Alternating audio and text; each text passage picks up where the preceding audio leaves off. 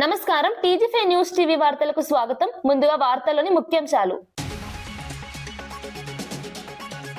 గత వైసీపీ ప్రభుత్వంపై deputy CM Pawan Kalyan తీవ్ర ఆరోపణలు. తిరుమల లడ్డు ప్రసాదంలో నెయ్యికి బదులు పామ్ ఆయిల్, రసాయనాలు వాడారని వ్యాఖ్య. గత ప్రభుత్వం దేవుడిపైనే పగబట్టిందని, ఇది హిందువుల మనోభావాలను దెబ్బతీయడమేనని విమర్శ. ఈ వ్యవహారంలో ఎక్కడా సీబీఐ క్లీన్ చిట్ ఇవ్వలేదని, వాస్తవాలు బయట పెడతామని స్పష్టీకరణ. తెలంగాణను రక్షించుకోవాలంటే బీజేపీకి ఓటు వేయాలని కిషన్ రెడ్డి. ఏపీలో ఎన్నో విమానాశ్రయాలున్నా తెలంగాణలో ఎందుకు లేవని ప్రశ్న. కాంగ్రెస్ పార్టీకి తెలంగాణ బంగారు బాతు అయిందని విమర్శ. దేశంలో ఎక్కడ ఎన్నికలు జరిగినా తెలంగాణ నుంచే వెళ్తున్నాయని ఆగ్రహం. రెండేళ్లుగా శ్రీవారి లడ్డూలో కల్తీ నెయ్యి తెలిసినా వైసీపీ ప్రభుత్వం మౌనంగా ఉందన్న పయ్యావుల. తిరుమల లడ్డు నెయ్యిలో కల్తీ జరిగిందని మంత్రి పయ్యావుల కేశవ్ వెల్లడి. ఈ వ్యవహారం తెలిసినా గత వైసీపీ ప్రభుత్వం నివేదికను తొక్కిపెట్టిందని ఆరోపణ. నెయ్యిలో చేపల నూనె, జంతు కొవ్వు కలిసినట్లు ఎన్డీడీబీ రిపోర్ట్ ఇచ్చిందని వెల్లడి. మున్సిపాలిటీ ఎన్నికలు పూర్తిగా ప్రజాస్వామ్యబద్ధమేనా అన్న చరణ్. ఫ్రీ అండ్ ఫెయిర్ ఎన్నికల్లో కాంగ్రెస్ లక్ష్యమని చరణ్ స్పష్టం. మున్సిపాలిటీల అభివృద్ధికి భారీ నిధులు కాంగ్రెస్ నిబద్ధత. బీఆర్ఎస్ హయాంలో ఒత్తిళ్లు, ఇప్పుడు స్వేచ్ఛాయుత ఎన్నికలు జరుగుతున్నాయని వెల్లడి. రేవంత్ రెడ్డి భాషపై కేటీఆర్ కు చామల కౌంటర్. మీ భాషలోనే మాట్లాడితేనే అర్థమవుతుందని కేటీఆర్ కు కౌంటర్. ఎన్నికల్లో ఓడిపోతున్నా బీఆర్ఎస్ కు బుద్ధి రావట్లేదని ఫైర్. రెండేళ్లలో రాష్ట్రాన్ని గాడిలో సీఎం రేవంత్ పెట్టారని కితాబు. అంశాలు లేక చిల్లర మాటలే బీఆర్ఎస్ విమర్శలంటూ counter. Deputy CM Pawan Kalyan తీవ్ర వ్యాఖ్యలు చేశారు. కొందరు రాజకీయ శక్తులు ఏడుకొండల స్వామిపై పగబట్టినట్లుగా వ్యవహరిస్తున్నారని మండిపడ్డారు. భగవంతుడి మీద పగ ఎందుకని ప్రశ్నించారు. తిరుమల శ్రీ వెంకటేశ్వర స్వామి భక్తుల విశ్వాసాలను దెబ్బతీయే చర్యలు ఎట్టి పరిస్థితుల్లోనూ సహించబోమని స్పష్టం చేశారు. ఆలయ వ్యవహారాల్లో రాజకీయ జోక్యం తగ్గదని ఆయన హెచ్చరించారు. కోట్లాది భక్తుల నమ్మకానికి ప్రతీక అయిన ఏడుకొండల స్వామిని వివాదాల్లోకి లాగడం దుర్మార్గమని వ్యాఖ్యానించారు. తిరుమల ఆలయ పవిత్రతను కాపాడటం ప్రభుత్వ బాధ్యత అని చెప్పారు. ఎవరు తప్పు చేసిన చర్యలు తప్పవని స్పష్టం చేశారు. పవన్ కళ్యాణ్ వ్యాఖ్యలు రాష్ట్ర రాజకీయాల్లో తీవ్ర చర్చకు దారితీశాయి. భక్తులు, హిందూ సంఘాలు ఈ వ్యాఖ్యలకు మద్దతు పలుకుతున్నాయి. అసలు వీళ్ళని మీరు ఎగ్జామిన్ చేయాలి. ఈ సమావేశం ద్వారా ప్రజలందరూ కూడా మేము ఏం ఎగ్జామిన్ చేస్తున్నాం అంటే, వీళ్ళు ఎలాంటి పరంపర నుంచి వచ్చారు, వారసత్వం ఏంటి వీళ్ళకి. వీళ్ళు భగవంతుడి మీద పగబట్టారు. వీళ్ళు ఏడుకొండల స్వామి మీద పగ ఉంది. ఈ రోజు పగ కాదు, ఏం పగో నాకు అర్థం కాదు. అయ్యే 7 కొండలు అంటాం. 7 కొండలు ఎందుకు, నీకు 2 కొండలు చాలు. భగవంతుడి మీద పగ ఏంటి? ఎవరికైనా వ్యక్తిగతంగా వర్గాల మీద పగ ఉండొచ్చు, ప్రత్యర్థి మీద పగ ఉండొచ్చు, కానీ విచిత్రంగా వీళ్ళు భగవంతుడి మీద పగబట్టారు.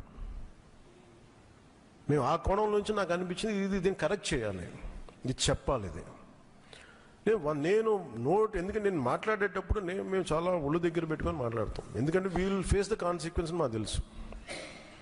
అమెరికా నుంచి మాజీ మంత్రి అంబటి రాంబాబు చిన్న కుమార్తె అంబటి శ్రీజ విడుదల చేసిన వీడియో రాజకీయంగా సంచలనం సృష్టించింది. తన తండ్రిపై జరిగిన దాడి ఘటనను ప్రస్తావిస్తూ భావోద్వేగ వ్యాఖ్యలు చేసింది. ప్రజాస్వామ్యంలో భిన్నాభిప్రాయాలకు చోటుండాలని, కానీ హింసకు మాత్రం ఎలాంటి స్థానం లేదని ఆమె వ్యాఖ్యానించింది. రాజకీయ విభేదాల పేరుతో కుటుంబాలపై దాడులు చేయడం అమానుషమని ఆవేదన వ్యక్తం చేసింది. తండ్రి రాజకీయ జీవితం, ప్రజాసేవను గుర్తు చేస్తూ ఆయనపై దాడి చేయడం వెనుక కుట్ర ఉందని సూచించింది. వీడియో విడుదలైన వెంటనే సోషల్ మీడియాలో వైరల్ గా మారింది. పలువురు రాజకీయ నేతలు, నెటిజన్లు ఈ ఘటనను ఖండించారు. ఈ వీడియోతో అంబటి కుటుంబంపై జరిగిన దాడి అంశం మరోసారి ప్రజా చర్చలోకి వచ్చింది. కన్వీనియంట్ గా 4 గోళ్ల మధ్యలో బంధించి కాళ్ళు చేతులు పట్టుకుని ఫిజికల్ గా హెరాస్ చేయడం జరిగింది. ఆయన ఒక ఎక్స్ మినిస్టర్. సరే, మీకు ఆ గౌరవం ఇవ్వడం ఇష్టం లేదు. ఆయన ఒక సీనియర్ సిటిజన్. 65 నుంచి 70 ఏళ్ల మధ్యలో ఉంటుంది ఆయన వయసు. అయినా కూడా వాళ్ళకి గౌరవం ఇవ్వాలని లేదు. రాక్షసానందం పొందారు. అయితే నాకు అనిపిస్తుంది, ఇంతకుముందు మా ఇంట్లో వాళ్ళు అమెరికాలో ఉన్నాను, ఫారెన్ కంట్రీలో ఉన్నాను అని చెప్పి నా యోగక్షేమాలు కనుక్కోవడానికి తరచూ నాకు ఫోన్ చేసి మాట్లాడుతుండేవాళ్ళు. ఇప్పుడు ఆపోజిట్ అయిపోయింది సిచ్యుయేషన్. అయితే రోజులన్నీ ఒకటిలా ఉండవు. నిన్నటి రోజు ఈ రోజు ఉండదు, ఈ రోజు రేపు రాదు. 4 రోజుల క్రితం మా ఇంటికి ఎంతమంది అయితే జనాలు వచ్చారో అంతకు 10 మంది ఈరోజు రావడం జరిగింది, ప్రేమాభిమానాలతో. ఆ రోజు మా ఇంట్లో కిటికీలు, అద్దాలు, తలుపులు పగిలిపోయాయి. ఈరోజు ఏకంగా గోడలే పగిలిపోయినాయి. శ్రీ వైఎస్ జగన్మోహన్ రెడ్డి గారు మా ఇంటికి రావడం జరిగింది. కూర్చుని చాలా వివరంగా మా అమ్మగారితో, మా అక్కలతో జరిగిన సంఘటనల గురించి మాట్లాడటం, మా బాధని షేర్ చేసుకోవడం, మాకు ఒక అండగా నిలబడటం జరిగింది. చాలా సంతోషంగా ఉంది. ఇవన్నీ చూస్తుంటే నాకు మా నాన్నగారు అనే మాటలు గుర్తొస్తున్నాయి. శ్రీ వెంకటేశ్వర స్వామి అండ మాపై ఉన్నంత వరకు మీరు మా పైన వేసే ప్రతి రాయి మా దాకా చేరేసరికి పువ్వుగా మారుతుంది. మీరు మమ్మల్ని తిట్టే ప్రతి తిట్టు ఒక ఆశీస్సుగానే మారుతుంది. ఆయనే మాకు ఒక రక్షక కవచంలా ఉంటారు. Thank you. జనగామ మున్సిపల్ ఎన్నికల్లో ప్రభుత్వ ఉద్యోగులు ఎన్నికల ప్రచారంలో పాల్గొనడం తీవ్ర వివాదానికి దారితీసింది. స్థానిక 16వ వార్డులో బీజేపీ అభ్యర్థి మాచర్ల స్వరూపకు మద్దతుగా జనగామ జిల్లా ఆసుపత్రి ప్రధాన వైద్యుడు మాచర్ల భిక్షపతి ప్రచారంలో పాల్గొంటున్నట్లు ఆరోపణలు వచ్చాయి. ఆయన భార్య బీజేపీ అభ్యర్థిగా పోటీ చేస్తుండటంతో ఈ వ్యవహారం మరింత వివాదాస్పదమైంది. ఎన్నికల నిబంధనలకు విరుద్ధంగా ప్రభుత్వ ఉద్యోగి ఒక పార్టీకి బహిరంగంగా మద్దతు తెలపడం సరైందా అనే ప్రశ్నలు తలెత్తాయి. అభ్యర్థిని గెలిపిస్తే ఉచిత వైద్య సేవలు అందిస్తామని తాయిలాలు ప్రకటిస్తున్నారని ప్రత్యర్థి పార్టీల నేతలు ఆరోపించారు. నిబంధనలు ఉల్లంఘించిన అధికారిని వెంటనే విధుల నుంచి తొలగించాలని డిమాండ్ చేస్తున్నారు. ఈ అంశం ఎన్నికల సంఘం దృష్టికి వెళ్లింది.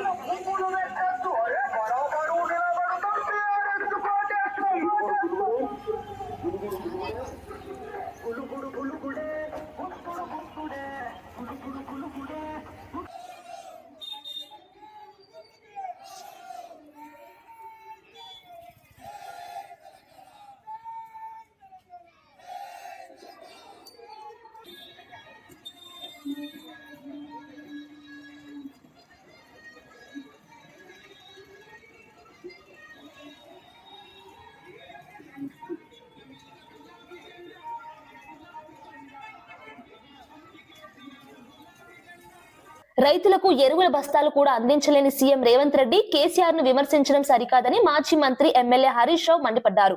పండిన వరి కొనుగోలు చేయడంలో ప్రభుత్వం పూర్తిగా విఫలమైందని ఆరోపించారు. కేసీఆర్ ప్రవేశపెట్టిన రైతు బంధు వంటి పథకాలను నిలిపివేసి రాష్ట్రాన్ని ఆగమాగం చేస్తున్నారని విమర్శించారు. 2 సార్లు రైతు బంధును ఎగ్గొట్టి ఇప్పుడు 3వ సారి కూడా ఎగ్గొట్టేందుకు కుట్రలు చేస్తున్నారని ఆరోపించారు. కాంగ్రెస్ పాలన రైతులకు నష్టం చేస్తుందని చెప్పారు.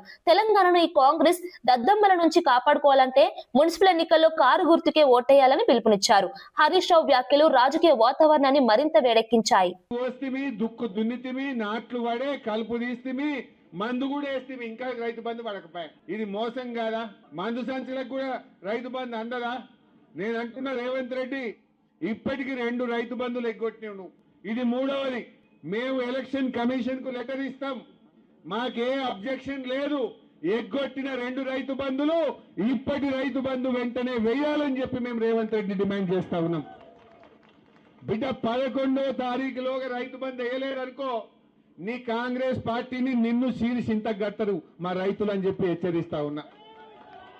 అరే నీ ముఖానికి మందు సంచులు ఇచ్చే తెలివి ఉన్నదే? కేసీఆర్ ఉండగా ఆటోనికి చెప్తే ఇంటికాడ బాయికాడ 4 సంచులు వేసిపోవు.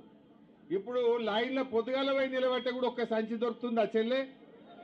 ఎరువు బస్తాలు దొరుకుతున్నాయా? ఎరువు బస్తాలు ఇచ్చే తెలివి లేని దద్దమ్మ ఈ శాతగాని రేవంత్ రెడ్డి కేసీఆర్ ను పట్టుకొని బూతులు తిడతాడు. నీ ముఖానికి మందు సంచులు ఇచ్చే తెలివి ఉన్నది, నీ ముఖానికి రైతు బంధు ఇచ్చే తెలివి ఉన్నది, నీ ముఖానికి పండిన వడ్లు కొనే తెలివి లేదు నీకు. శాతగా దద్దమ్మ కేసీఆర్ ను పట్టుకొని ఇష్టం ఉన్నట్టు తిడతా ఉన్నాడు. అరే పనిల పోటీవాడు, నీకు తెలివి ఉంటే, నువ్వు మొగోనివైతే, నీకు దమ్ముంటే కేసీఆర్ కంటే మంచిగా పనిచేసి చూపి ముఖానికి. కేసీఆర్ ఇచ్చిన ఎగ్గొట్టుకుంటా, కేసీఆర్ చేసిన పనులు ఖరాబ్ చేసుకుంటా, కష్టపడి పోరాటాల మీద త్యాగాల మీద సాధించుకున్న స్వరాష్ట్రాన్ని ఇవాళ ఆగమాగం చేస్తున్నాడు. ఎంతో కష్టపడి తెచ్చుకున్నాం కదా, ఎంతో గొప్పగా ఈ స్వరాష్ట్రం సాధించుకుంటే ఇవాళ సర్వనాశనం చేస్తుండే రేవంత్ రెడ్డి. ఈ రాష్ట్రం నాశనం కావాలన్నా బాగుండాలన్నా? బాగుండాలంటే మున్సిపల్ ఎన్నికల్లో బుద్ధి చెప్పండి. శ్రీశైలం ప్రాజెక్టు కారణంగా భూములు కోల్పోయిన రైతుల సమస్యలపై వైఎస్ఆర్సీపీ నేత బైరెడ్డి సిద్ధార్థరెడ్డి తీవ్రంగా స్పందించారు. భూములు కోల్పోయిన తమకు ఇప్పటికీ సాగునీరు అందకపోవడం అన్యాయమని ఆవేదన వ్యక్తం చేశారు. పండించిన పంటలకు గిట్టుబాటు ధరలు కూడా లేవని విమర్శించారు. చంద్రబాబుకు తెలిసింది 2 పనులే అంటూ ఘాటు వ్యాఖ్యలు చేశారు. శిలాఫలకం వేయడం, రిబ్బన్ కటింగ్ చేయడం తప్ప రైతుల సమస్యలపై శ్రద్ధ లేదని ఆరోపించారు. రాయలసీమ రైతుల కష్టాలను ప్రభుత్వం పట్టించుకోవడం లేదన్నారు. శ్రీశైలం కింద భూములు కోల్పోయిన రైతులకు న్యాయం చేయాలని డిమాండ్ చేశారు. ఆయన ప్రసంగం సభలో పెద్ద ఎత్తున స్పందన రాబట్టింది. ఈ ప్రాంతంలో 95% మంది బీసీలు, ఎస్సీలే కాదన్నా, ఓసీలు కూడా 95% మంది పేదవాళ్ళే తప్ప డబ్బులు ఉన్న వాళ్ళు ఎవరు కూడా లేరు. ఎవరో ఇద్దరో ముగ్గురో తెల్ల సొక్కాలు వేసుకొని వచ్చినా వెనకన్నీ బొక్కలే తప్ప ఏమీ లేవన్నా. మేము ఇటువంటి మీటింగులు పెట్టాలనుకున్నా కూడా, పార్టీ కార్యక్రమాలు చేయాలనుకున్నా కూడా అందరికీ ఒక భారమైన ఒక 2-3% డబ్బులు ఉండే వాళ్ళు ఉన్నారు, కానీ వాళ్ళు అవతల పార్టీలో ఉన్నారన్నా. కాబట్టి వ్యవసాయం లాభసాటి కన్నా జరగాల, లేదా ఏమైనా పరిశ్రమలన్నా రావాలా, లేదా వ్యవసాయానికి సంబంధించిన పరిశ్రమలన్నా రావాలా, లేదా ఒక అగ్రికల్చర్ యూనివర్సిటీ రావాలా. మీలాంటి పెద్దలు పోయి జగన్ సార్కు చెప్తేనే మాలాంటి వాళ్ళ కష్టాలు తీరుతాయన్నా. ఎందుకు నేను ఈ మాట మీకు చెప్తానా అంటే, ఇదే నియోజకవర్గంలో కేవలం ఇద్దరి దగ్గరనే డబ్బులు ఉన్నాయన్నా. వాళ్ళిద్దరు కూడా అవతల పక్కనే ఉన్నారు.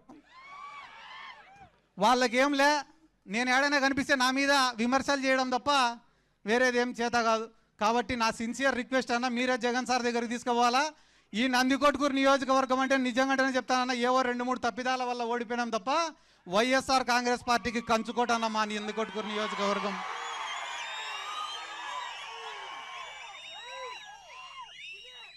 రేపు ఇప్పటికిప్పుడు ఎన్నికలు జరిగినా కూడా భారీ మెజార్టీతో మనం గెలిచడం ఖాయం ఈ నియోజకవర్గంలో. ఎందుకంటే మీకు కేవలం ఒక్కరోజు సమయం ఇస్తేనే వచ్చినటువంటి జనం. కాబట్టి మాకు కూడా ఇంతగా గడిచిన 2 రోజులుగా సహకరించినటువంటి కాటసాని రాంభూపాల్ రెడ్డి గారికి, మిగతా వేదిక మీద ఉన్న పెద్దలకు అందరికీ నా ధన్యవాదాలు తెలుపుకుంటూ, మరొకసారి మీకందరికీ నా శిరస్సు వంచి నమస్కారాలు తెలియజేసుకుంటూ సెలవు తీసుకుంటున్నాను. జై జగన్, జై జగన్, జై రాయలసీమ. తెలంగాణలో సీఎం రేవంత్ రెడ్డి నాయకత్వంలోని కాంగ్రెస్ ప్రభుత్వం మున్సిపాలిటీ ఎన్నికలను పూర్తిగా ప్రజాస్వామ్యబద్ధంగా, పారదర్శకంగా నిర్వహిస్తున్నట్లు టీపీసీసీ అధికార ప్రతినిధి డాక్టర్ చరణ్ కౌశిక్ యాదవ్ స్పష్టం చేశారు. ఫ్రీ అండ్ ఫెయిర్ ఎన్నికలు జరగాలనే ఉద్దేశంతో ఎన్నికల సంఘానికి పూర్తి స్వేచ్ఛ ఇచ్చినట్లు తెలిపారు. గతంలో బీఆర్ఎస్ హయాంలో మున్సిపల్ ఎన్నికల్లో బలవంతపు ఏకగ్రీవాలు, ఒత్తిళ్లు ఎక్కువగా ఉండేవని విమర్శించారు. ప్రస్తుతం ఎలాంటి రాజకీయ ఒత్తిళ్లు లేకుండా ప్రజలు స్వేచ్ఛగా తమ ఓటు హక్కు వినియోగించుకునే పరిస్థితి ఉందన్నారు. కేవలం 2 ఏళ్ల కాలంలోనే మున్సిపాలిటీల అభివృద్ధికి 17,472 కోట్ల నిధులు కేటాయించడం కాంగ్రెస్ ప్రభుత్వ నిబద్ధతకు నిదర్శనమని పేర్కొన్నారు. ప్రజాపాలనలో పారదర్శకతే తమ విధానమని చెప్పారు. ఈ వ్యాఖ్యలు మున్సిపల్ ఎన్నికల నేపథ్యంలో రాజకీయంగా ప్రాధాన్యం సంతరించుకున్నాయి. తెలంగాణ రాష్ట్రంలో కాంగ్రెస్ ప్రభుత్వం చాలా ప్రజాస్వామ్యబద్ధంగా, ప్రజాస్వామ్యానికి లోబడి చాలా పారదర్శకమైనటువంటి ఎలక్షన్ నిర్వహిస్తూ ఉంది. కాబట్టి ఫ్రీ అండ్ ఫెయిర్ ఎలక్షన్ జరగాలని చెప్పేసి కాంగ్రెస్ ప్రభుత్వం భావించింది. కాబట్టి ఎలక్షన్ కమిషన్కు పూర్తి స్థాయి స్వేచ్ఛ ఇచ్చి తెలంగాణ రాష్ట్రంలో ఎలక్షన్ జరుగుతూ ఉన్నాయి. దానికి నిదర్శనమే 2020లో జరిగిన మున్సిపల్ ఎలక్షన్లో బీఆర్ఎస్ పార్టీ తెలంగాణ రాష్ట్రంలో ప్రజాస్వామ్యం లేకుండా చేసింది. ఆనాడు 80 కౌన్సిలర్లు, కార్పొరేటర్లు సంబంధించి యునానిమస్ జరిగినాయి. అదే కాకుండా అందులో 77 బీఆర్ఎస్ పార్టీ కైవసం చేసుకుంటే 3 ఎంఐఎం పార్టీ, అంటే ఆనాడు ఎంఐఎం పార్టీ కావచ్చు, బీఆర్ఎస్ పార్టీ కలిసి పోటీ చేసిన పరిస్థితి. దాదాపు 80 స్థానాల్లో యునానిమస్ అయినాయి. దానిలో 77 బీఆర్ఎస్ పార్టీకే ఏకగ్రీవమైనవి. కానీ కాంగ్రెస్ ప్రభుత్వంలో మొత్తం ఏకగ్రీవైన 14 కౌన్సిలర్లు. అందులో కాంగ్రెస్ కు 12, బీఆర్ఎస్ పార్టీకి 2. అంటే ఎంత డెమోక్రటిక్ వేళ కాంగ్రెస్ పార్టీ ప్రజాస్వామ్యబద్ధంగా, ప్రజాస్వామ్యం లోబడి చాలా డెమోక్రటిక్ వేలో తెలంగాణ రాష్ట్రంలో ఫ్రీ అండ్ ఫెయిర్ ఎలక్షన్ జరగాలని చెప్పి కాంగ్రెస్ ప్రభుత్వం భావించింది. కాబట్టి ఎక్కడ కూడా బలవంతపు ఏకగ్రీవాలు లేకుండా, ఒత్తిడి లేకుండా, బెదిరింపులు లేకుండా చాలా పారదర్శకమైన ఎలక్షన్ జరిగే ప్రయత్నంలో భాగంగా కాంగ్రెస్ ప్రభుత్వం ఎలక్షన్ కమిషన్ నిబంధనలు ఎక్కడ కూడా అతిక్రమించకుండా చాలా పారదర్శకంగా జరిగే ప్రయత్నం కాంగ్రెస్ ప్రభుత్వం చేస్తాం. కానీ బీఆర్ఎస్ పార్టీ దీన్ని రాద్ధాంతం చేసే ప్రయత్నం, అపవాదాన్ని కూడా కాంగ్రెస్ పార్టీకి నెట్టే ప్రయత్నం వారు చేస్తా ఉన్నారు. వైసీపీ నేతలు బూతులు మాట్లాడుతున్నా ఊరుకోవాలంటూ సీఎం చంద్రబాబు నాయుడు తీవ్ర ఆగ్రహం వ్యక్తం చేశారు. రాజకీయ విమర్శలకు హద్దులు ఉండాలన్నారు. వ్యక్తిగత దూషణలు, అసభ్య వ్యాఖ్యలు ప్రజాస్వామ్యానికి తగవని అన్నారు. ప్రతిపక్షం బాధ్యతారహితంగా ప్రవర్తిస్తోందని విమర్శించారు. రాష్ట్రంలో శాంతి భద్రతలను దెబ్బతీసేలా వ్యాఖ్యలు చేస్తున్నారని ఆరోపించారు. ప్రజా సమస్యలపై చర్చించాల్సిన చోట బూతులు, రెచ్చగొట్టే మాటలు మాట్లాడటం దురదృష్టకరమని తెలిపారు. రాజకీయ లబ్ధి కోసం సమాజంలో విషబీజాలు నాటే ప్రయత్నాలు చేస్తున్నారని అన్నారు. ఇలాంటి వ్యవహారాలను ప్రజలు గమనిస్తున్నారని, తగిన సమయంలో తగిన తీర్పు ఇస్తారని చంద్రబాబు స్పష్టం చేశారు. ఈ వ్యాఖ్యలు ఏపీ రాజకీయాల్లో మరోసారి చర్చకు దారితీశాయి. చూస్తే ఎంత దుర్మార్గంగా మాట్లాడుతున్నారంటే, నేను అపాలజీ చెప్పాలి, మేము చెప్పాలి. రెండోది, బూతులు తిడితే కూడా భరించాలి. అంటే మీకు రాజ్యాంగం పైన గౌరవం లేదు, ముఖ్యమంత్రి కానీ డిప్యూటీ సీఎం కానీ ప్రభుత్వ అధినేతలు అంటే లెక్కలేతనం, ఎక్కడికక్కడ మీ ఇష్టానుసారంగా రౌడీజం చేయాలి, రౌడీజం చేసి మీరు అనుకునిందే వాస్తవాన్ని ప్రజలు మెప్పించాలి అంటే అంత నిస్సహాయంలో మేమందరం. అందుకే నేను అందరికీ పిలిపిస్తున్నా. ఇది చూసిన తర్వాత ఎక్కడ కూడా సిబిఐ రిపోర్ట్లో ఇది కల్తీ లేదని ఎక్కడా చెప్పలేదు. నిన్న అతని స్పీచ్ చూస్తే ఏమనాలో నాకు తెలియదు. కరుడు కట్టిన నేరస్తులు ఏ విధంగా అసత్యాన్ని నమ్మించడానికి ప్రయత్నం చేస్తారో అదే చేస్తున్నారు. నేను ఆంధ్రప్రదేశ్లో ఉండే భక్తులందరినీ ఒక సామాన్య భక్తుడుగా అపీల్ చేస్తున్నాను. రిపోర్ట్స్ అన్నీ మీ రోజుల్లో ఉంటాయి. దేవుని యొక్క పవిత్రత మనం కాపాడుకోవడం మనందరి బాధ్యత. ఫండమెంటల్గా ప్రతి ఒక్కరు, విశ్వాసం ఉండే ప్రతి ఒక్కరూ దేవుణ్ణి దర్శనం చేసుకోవడమే కాదు, దేవునికి అపచారం జరిగినప్పుడు, అపవిత్రం జరిగినప్పుడు ఎవరైనా సరే ముక్త కంఠంతో ఖండించాల్సిన బాధ్యత మనపైన ఉంది. తిరిగి ఇలాంటి చేయాలంటే ఎవరైనా భయపడే పరిస్థితి రావాలి. సీఎం రేవంత్ రెడ్డి గారి భాష మనుషులను బట్టి ఉంటుందని, మీ గురించి మాట్లాడాలంటే మీ భాషలోనే మాట్లాడితే అర్థమవుతుందని ఎంపీ చామల కిరణ్ కుమార్ రెడ్డి కేటీఆర్ కు కౌంటర్ ఇచ్చారు. 2023 అసెంబ్లీ ఎన్నికల తర్వాత ప్రతి ఎన్నికలో బీఆర్ఎస్ ఓటమి పాలవుతున్నా వారికి ఇంకా బుద్ధి రావట్లేదని విమర్శించారు. రేవంత్ రెడ్డి సీఎం అయిన తర్వాత 2 ఏళ్లలో రాష్ట్రాన్ని గాడిలో పెట్టేందుకు ప్రయత్నం చేస్తున్నారని చెప్పారు. ప్రజా సమస్యలపై పనిచేస్తున్న ప్రభుత్వాన్ని విమర్శించడానికి బీఆర్ఎస్ వద్ద సరైన అంశాలు లేవన్నారు. బీఆర్ఎస్ నేతలు మాట్లాడే చిల్లర మాటలను ప్రజలు పట్టించుకోవద్దని పిలుపునిచ్చారు. కాంగ్రెస్ ప్రభుత్వం తీసుకుంటున్న నిర్ణయాలు రాష్ట్ర అభివృద్ధికి ఉపయోగపడతాయని తెలిపారు. ఈ వ్యాఖ్యలు కాంగ్రెస్ బీఆర్ఎస్ మధ్య మాటల యుద్ధాన్ని మరింత వేడెక్కించాయి. ఒక్కసారి నువ్వు యూట్యూబ్ని నువ్వు కొట్టి చూసుకో మీ నాయన మాట్లాడిన మాటలు గతంలో. రేవంత్ రెడ్డి గారు హార్వర్డ్కు పోయినా, హార్వర్డియన్ అయినా ఆయన మాట్లాడాల్సిన భాష మనుషులను బట్టి ఉంటుంది. మీ గురించి చర్చ వచ్చినప్పుడు ప్రజల ముందు మీ భాషలనే మీ గురించి చెప్తే ప్రజలకు అర్థమవుతుంది. ఎందుకంటే మీరు నేర్పిన భాషనే నాయన ఇది. ఇక నువ్వు చెప్తున్నావు మా నాయన ప్రాణాలకు తెగించి తెలంగాణ తెచ్చిండు, మా నాయన రాష్ట్రాన్ని గాడిలో పెట్టి పరిపాలన అందించిండని. ఏం గాడిలో పెట్టిండు నాయన? మీరు రాష్ట్రాన్ని ఏ విధంగా దోచుకుర్రో, మిగులు రాష్ట్రంగా ఉన్న రాష్ట్రాన్ని ఎలా అప్పుల రాష్ట్రం దిశగా తీసుకుపోయిర్రో ప్రజలందరూ చూసిరు. కాబట్టే మనం 23ల తర్వాత 24 లోక్సభల తర్వాత కంటోన్మెంట్ ఎన్నికలల్లా, తర్వాత జూబ్లీహిల్స్ ఎన్నికలల్లా, తర్వాత గ్రామ పంచాయతీ ఎన్నికల 5 సార్ల చెంప మీద లాగి 5 ఏళ్లతోటి కొడితే కూడా మళ్ళా ఇప్పుడు వచ్చి మున్సిపల్ ఎన్నికలు వచ్చినాయని చెప్పి చిల్లర వల్లర మాటలు మాట్లాడుతున్నాం. రేవంత్ రెడ్డి గారు 2 ఏళ్ళు ఇక్కడ సంపూర్ణంగా అధికారంలో ఉండి వీలైనంత మటుకు రాష్ట్రాన్ని గాడిలో పెట్టే ప్రయత్నం చేస్తుండు. తెలంగాణ ప్రజలు అర్థం చేసుకోవాలి. ఈ కేసీఆర్ కుటుంబం ఆ రోజు ఇంటికో ఉద్యోగం ఇచ్చి ఇలా 5 ఉద్యోగాలు తీసుకొని ఇలా వచ్చి మీ ముందు లబో దీపోమని నాటకాలు ఆడుతున్నారు. ఈ దొంగల మూట ఈ రానున్న వారం రోజులలో ప్రతి గల్లీలో చిల్లర మాటలు మాట్లాడతారు. పట్టించుకోవద్దని తెలంగాణ ప్రజలకు చెప్తున్నాం.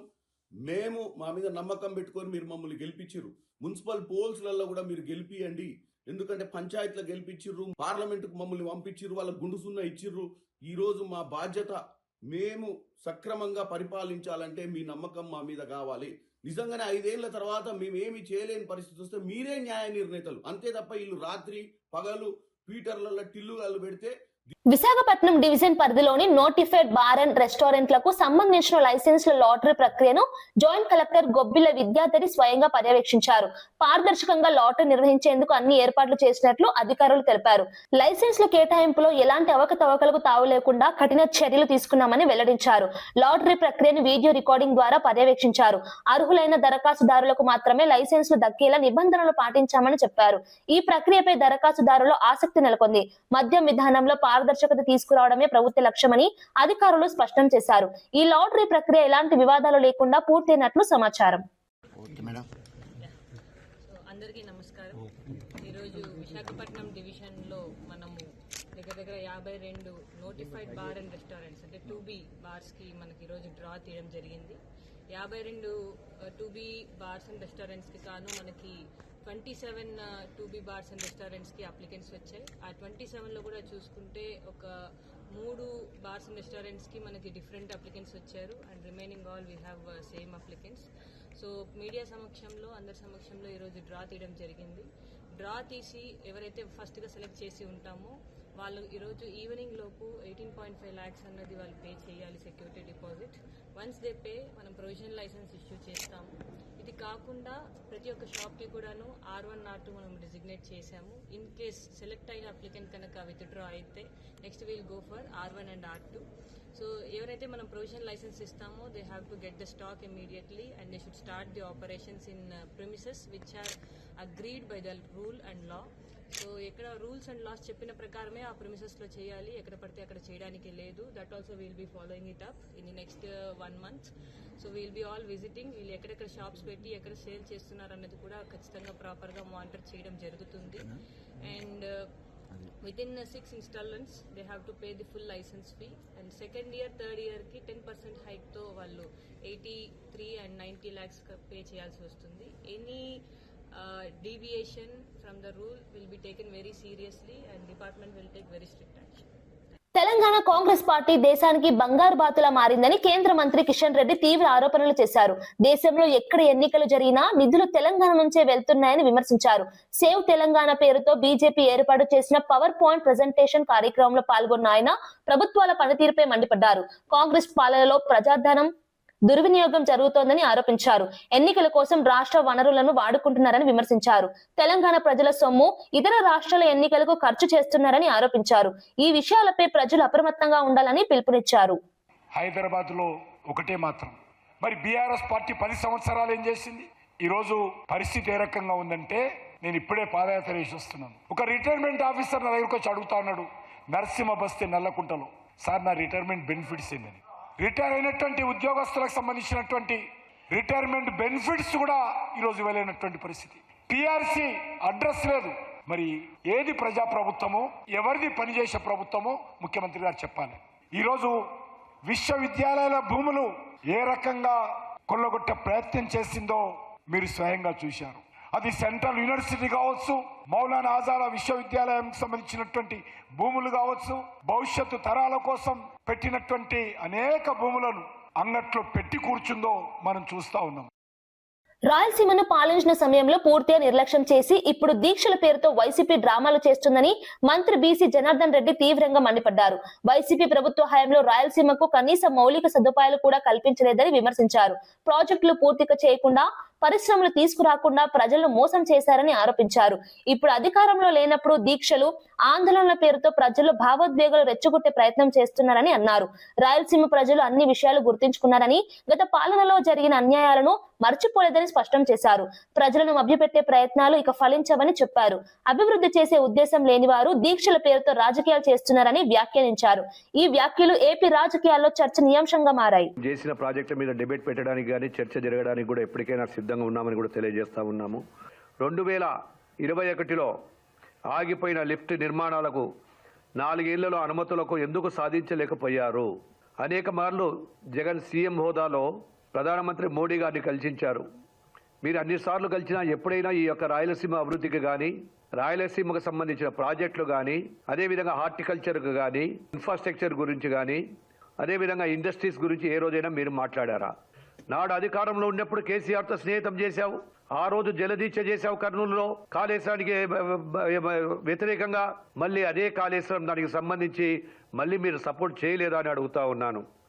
ఈరోజు రాయలసీమ పట్ల ముసలి కన్నీరు గారుస్తూ ఉన్నారంటే ప్రజలు నమ్మే పరిస్థితిలోనే లేరని కూడా తెలియజేస్తా ఉన్నాను. తిరుమల లడ్డు కల్తీ వ్యవహారంపై జరిగిన కీలక మీడియా సమావేశంలో ఎన్డీఏ కూటమి నేతలు తీవ్రంగా స్పందించారు. Andhra Pradesh CM Chandrababu Naidu, deputy CM Pawan Kalyan, BJP నేత పీవీఎన్ మాధవ్ ఈ సమావేశంలో పాల్గొన్నారు. మంత్రి పయ్యావుల కేశవ్ సాంకేతికంగా కల్తీ నెయ్యి, జంతు కొవ్వు, నాణ్యత లేని పదార్థాల వినియోగంపై వివరించారు. గత ప్రభుత్వ హయాంలో టీటీడీ నిర్వహణలో తీవ్ర నిర్లక్ష్యం జరిగిందని నేతలు ఆరోపించారు. కోట్లాది భక్తుల విశ్వాసాలను దెబ్బతీసేలా జరిగిన ఈ అపచారంపై కఠిన చర్యలు తప్పవని స్పష్టం చేశారు. తిరుమల ఆలయ పవిత్రతను కాపాడటమే తమ ప్రభుత్వ లక్ష్యమని చెప్పారు. బాధ్యులపై చట్టపరమైన చర్యలు తీసుకుంటామని హెచ్చరించారు. ఈ అంశం దేశవ్యాప్తంగా తీవ్ర చర్చకు దారితీసింది. వ్యక్తులందరూ కూడా నిబంధనలు కొన్ని రికమెండ్ చేస్తే ఆ తర్వాత ప్రభుత్వం మారడం, వచ్చిన తర్వాత ఇదే పాలక మండలి వాటిని ఆమోదించడం, ధర్మారెడ్డి గారు నేతృత్వంలో ఈ నిబంధనలన్నీ ఆమోదించారు. ఏంటి ఆ నిబంధనలు ఆ రోజు పెట్టినటువంటివి అంటే, డైరీకి క్వాలిఫికేషన్ మినిమం 3 ఏళ్ల పాటు డైరీ రంగంలో పనిచేసి ఉండాలి, 250 కోట్ల టర్నోవర్ ఉండాలి, 4 లక్షల లీటర్ల పాలు ప్రొక్యూర్ చేస్తూ ఉండాలి, 12 టన్నుల వెన్నని సేకరించి ఉండాలి, కనీసం 8 టన్నుల నెయ్యి చేసే సామర్థ్యం ఉండాలి. ఇవి ఒక డైరీకి పెట్టింది.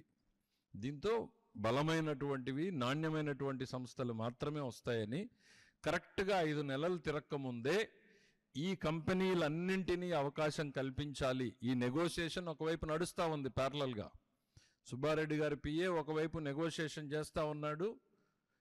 ఈ కార్యక్రమం నడుస్తూ ఉండగానే వీళ్ళందరికీ మార్గం కల్పించడానికి ఇక్కడ నిబంధనలని సరళీకృతం చేయడం మొదలుపెట్టారు.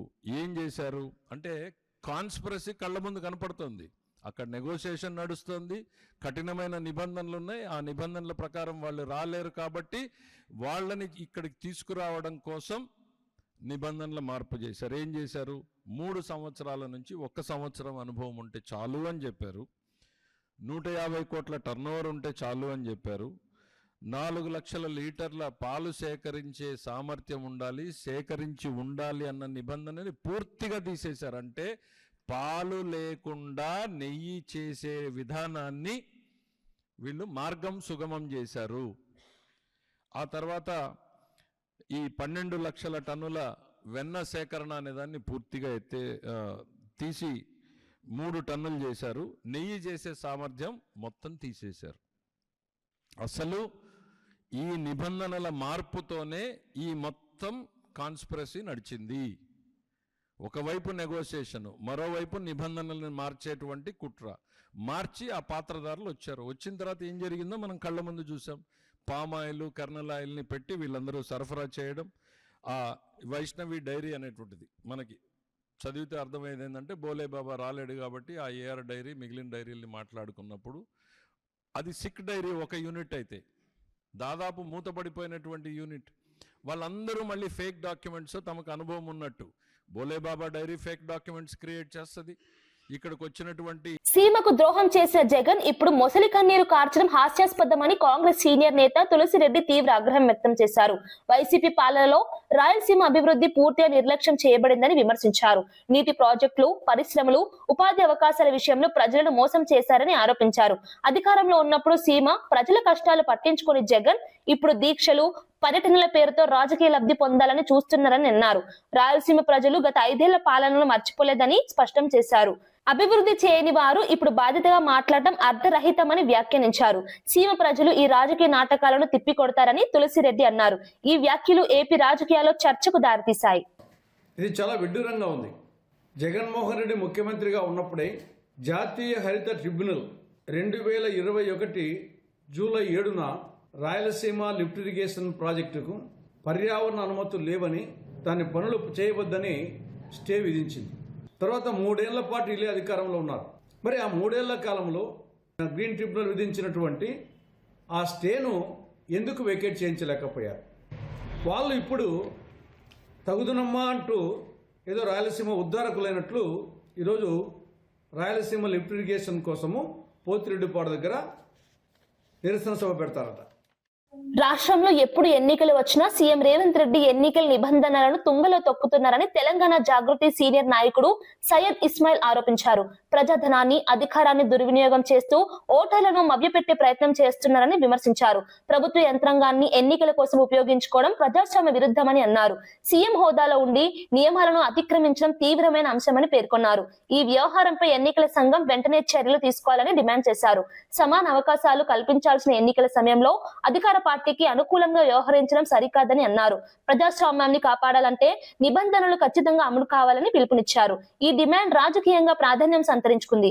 రూపొందించినారు, కానీ ఇవాళ జరుగుతున్నటువంటి పరిణామాలు చూస్తూ ఉంటే అట్లాంటి గొప్ప వ్యక్తి రూపొందించినటువంటి ఎన్నికల నిబంధనావళిని తుంగలో తొక్కుతున్నట్టుగా కనపడతా ఉన్నది. దయచేసి ఎన్నికల కమిషన్ సీరియస్ గా వ్యవహరించాలి, దీన్ని తీవ్రంగా పరిగణించాలి.